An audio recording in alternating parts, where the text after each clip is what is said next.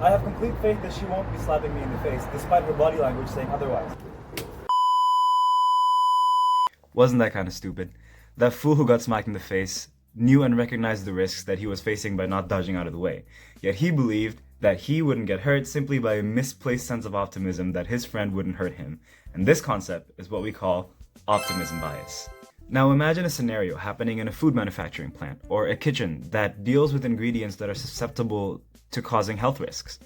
These places usually have specific protocols and measures in place to ensure that these health risks are minimized.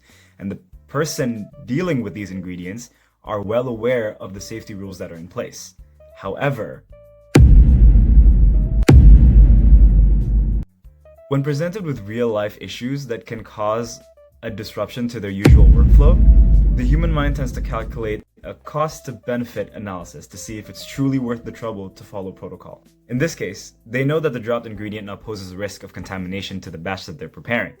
But since the perceived risk of said contamination is not immediately as apparent to them, their next course of action is to do what is most convenient for them, which is to move on and save their time and effort. Therefore, it falls to the manufacturing managers to ensure that these behaviors are discouraged. This can be done by sharing a clear message that the risks imposed by such actions are very real and very dangerous.